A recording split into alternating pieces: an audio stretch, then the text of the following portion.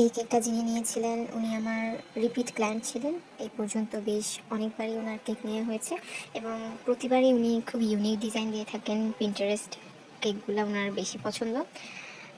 উনি হচ্ছেন আমার ফার্স্ট ক্লায়েন্ট যিনি ইনস্টাগ্রাম থেকে আমাকে ফার্স্ট অর্ডার দিয়েছেন 3-4 বছরের বেকিং জীবনে।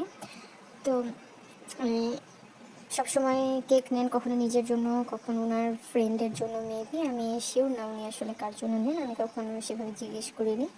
তো এই কেকটা আমি যেহেতু যেদিনই পাঠিয়েছিলাম, যেদিন ডেলিভারি ছিল সেদিনই আমি আপলোড করেছি। সাধারণত আমি সাথে সাথে আপলোড করি না, আমার সময় হয় না, অথবা আমার মনে হয় যেন না, সাথে সাথে আপলোড না করে একটু কিছুদিন দেরি হলে ভালো হয়।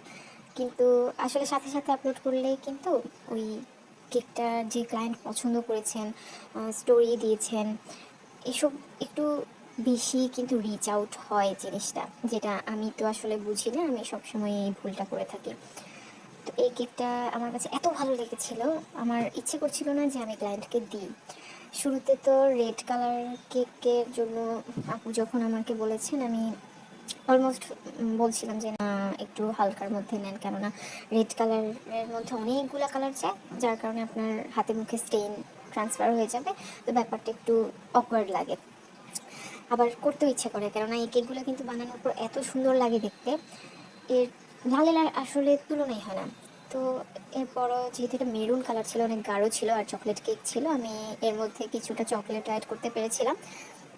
আপু এত বেশি পছন্দ করেছেন এবং যার জন্য মূলত কেকটা নিয়েছিলেন। উনি দেখা গেল উনি আমার ফ্রেন্ড অফ ফ্রেন্ড, মানে পরিচিতর মধ্যে আমাকে এখন আমার ফ্রেন্ডরা স্ক্রিনশটগুলো শেয়ার করছেন। আর কেকের টেস্টেও নাকি কোনো ডিফারেন্স আসেনি গাঢ় কালারের কারণে, এটা নিয়ে আমার সবসময় ভয় থাকে। এইবার আমার ভয়টা ভাঙলো। ওনারা টেস্ট এবং লুক সব কিছুই খুব বেশি বেশি পছন্দ করেছেন এবং আমাদের সাথে একটা অ্যাস্থেটিক একটা ছবিও শেয়ার করেছেন। ছবিটা দেখে তো আমি একদম পাগল হয়ে যাওয়ার অবস্থা। আপনাদের কাছে কেমন লেগেছে কেকটা অবশ্যই জানাবেন।